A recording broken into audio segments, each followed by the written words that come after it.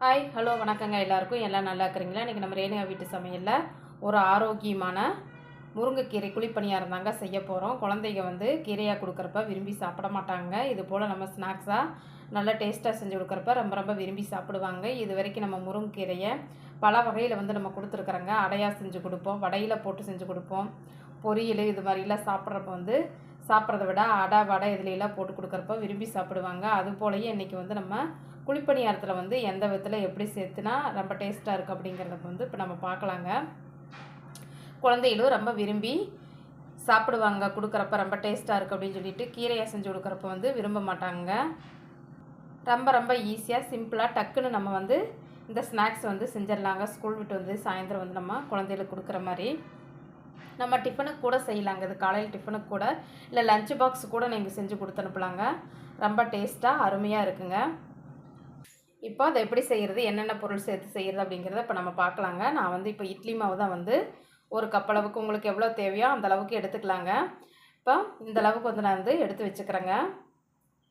இது கூட ஒரு 1/4 ஸ்பூன் அளவுக்கு சீரகம் எடுத்துருக்குறேங்க. அதை நம்ம நல்லா நசுக்கிட்டு இது கூட சேர்த்துக்கலாங்க. நல்லா நசுக்கி விட்டோம்னா தான் நல்லா மணமாக இருக்குங்க உங்களுக்கு. அதனால் இது போல் நல்லா கொஞ்சமாக தேய்ச்சிட்டு அதுக்கப்புறமா சீரகத்தை நம்ம சேர்த்துக்கலாங்க. கூடவே கொஞ்சமாக இதில் ஏற்கனவே இட்லி மாவில் நம்ம உப்பு சேர்த்தி இருப்போங்க. இருந்தாலும் நம்ம அந்த கீரை இப்போ எல்லாம் சேர்த்த போகிற பொருளுக்காக தேவையான அளவு உப்பு சேர்த்துக்கலாங்க. நம்ம அதுக்கு தொட்டு சாப்பிட்ற கூட எதுவுமே சைட் டிஷ் வேண்டியது இல்லைங்க. வெறுமனே அப்படியே கொடுத்தாலே சாப்பிட்ருவாங்க. அதனால் கொஞ்சமாக நம்ம மாவில் கம்மியாக தான் உப்பு சேர்த்துருப்போங்க. அதனால் தேவையான அளவு உப்பு சேர்த்துக்கலாங்க. இப்போ சேர்த்துட்டு கொஞ்சமாக கருவேப்பிலை இலைகள் கிள்ளி சேர்த்துக்கலாங்க. நல்லா மணமாக இருக்குங்க. நீங்கள் மல்லி இலை இருந்தாலும் சேர்த்துக்கங்க. எங்கிட்ட இல்லை, அதனால் நான் சேர்த்துலிங்க.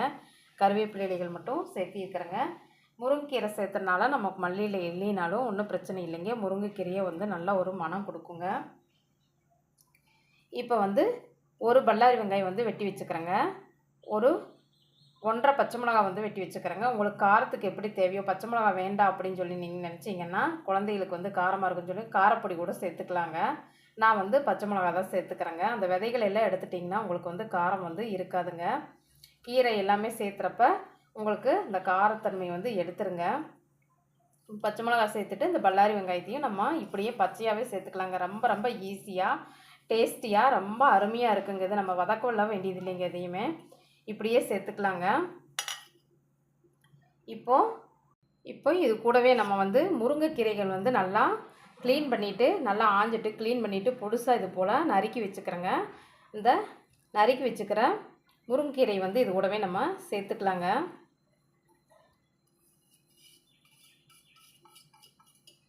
சேர்த்துட்டு இது நம்ம கலந்து விட்டுக்கலாங்க. இப்போ கீரையை வதக்கலாம் வேண்டியது இல்லைங்க. முருங்கைக்கீரை நம்மளுக்கு நல்லா வெந்துச்சுன்னா அதனோட சத்துக்கள்லாம் போயிருங்க. நம்மளுக்கு பணியாரத்தில் வேகிறப்ப கரெக்டான பதத்துக்கு வெந்துருங்க. ஏற்கனவே நம்ம வதக்கி திருப்பி நம்ம மாவில் சேர்த்தோம்னா அதிகமாக வெந்துருங்க. அப்போ அதனை பயனில்லாமையும் போயிருங்க. அதிகமாக முருங்கைக்கீரை வெந்துச்சுன்னா வயிற்றுலையும் போகுங்க. நம்மளுக்கு ஒன்றும் பண்ணாதுங்க, ஆனால் வயிற்றில் போகுங்க ஒரு 2-3 டைம். அதனால் நம்ம இது போல் பச்சையாகவே சேர்த்து கலந்துக்கலாங்க. வதக்க வேண்டியது இல்லைங்க. நம்மளுக்கு கருவேப்பிலை மல்லி இலையில் எப்படி பச்சையாக சேர்த்துறோமோ அது போலயே இதையும் நம்ம சேர்த்துக்கலாங்க. இது போல் நல்லா நம்ம கலந்து விட்டுக்கலாங்க. இப்போ இது இருக்கட்டுங்க. இப்போ நம்ம அடுப்பத்தை வச்சுக்கிட்டு பனியாற்கல் வச்சுக்கலாங்க. பனியாற்கல் காயிட்டுங்க. நம்மளுக்கு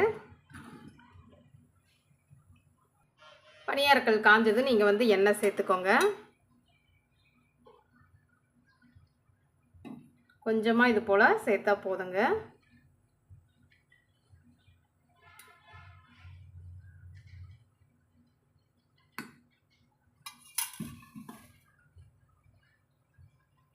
பாருங்க, இப்போ நல்லா கல் காஞ்சி எண்ணெயும் நம்மளுக்கு சூடாயிருச்சுங்க. இப்போ நம்ம எப்பவும் போல் குழிப்பணியாரம் 3/4 இது அளவுக்கு நம்ம குழி அளவுக்கு நம்ம ஊற்றிக்கலாங்க. மிதமான தீயில் நம்ம வச்சுட்டு இது போல் மாவு சேர்த்துக்கலாங்க.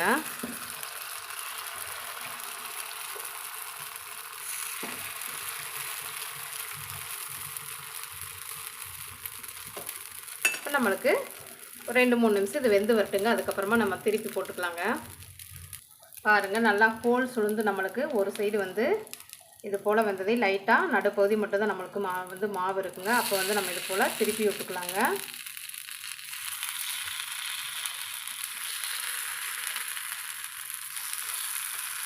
சூப்பராக நம்மளுக்கு உப்பி வந்திருக்கு பாருங்கள் பணியாரம்.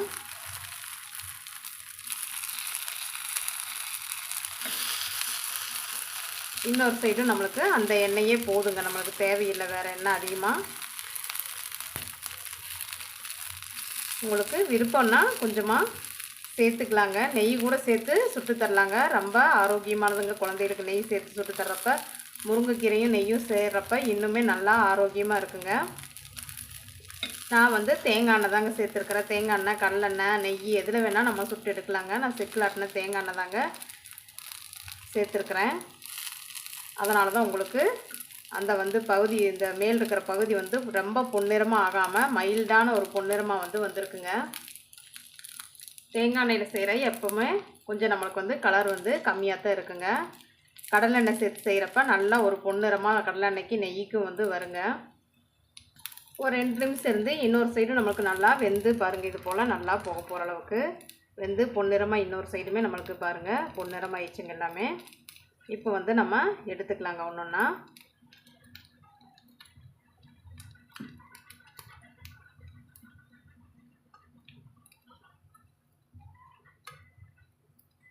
அடுப்பை மிதமான தீயில் ஸ்லோ பண்ணிவிட்டு நீங்கள் இது போல் எடுத்துக்கலாங்க. பாருங்கள், எடுக்கிறப்ப நம்மளுக்கு இதில் ஒட்டாமல் வந்துச்சுன்னா நம்மளுக்கு நல்லா பணியாரம் வந்து வெந்துருச்சுன்னு அர்த்தங்க.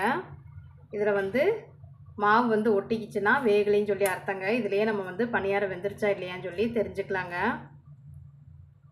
திருப்பி நம்ம கொஞ்சமாக எண்ணெய் சேர்த்துட்டு திருப்பி ஒரு சுற்று வந்து நம்ம ஊற்றிக்கலாங்க. இவ்வளோதாங்க, ஈஸியாக ரொம்ப ரொம்ப சிம்பிளாக நம்ம வந்து ரொம்ப ஆரோக்கியமான முருங்கைக்கீரை பணியாரம் வந்து நம்ம செஞ்சு கொடுக்கலாங்க. குழந்தைங்க ரொம்ப ரொம்ப ஆர்வமாக அது என்னன்னு கூட தெரியாமல் விரும்பி சாப்பிட்ருவாங்க. எனக்கு உனக்கு அப்படின்னு சொல்லிட்டு ரொம்ப ஈஸியாகவும் இன்க்ரீடியன்ஸ் கம்மியாகவும் ரொம்ப சிம்பிளாகவும் நம்ம வீட்டில் இருக்கிற பொருட்களே வச்சு ரொம்ப மெனக்கெடாமல் வந்து டக்குன்னு செய்யக்கூடிய ஒரு ஸ்நாக்ஸ் தாங்க இது. ஆரோக்கியமாக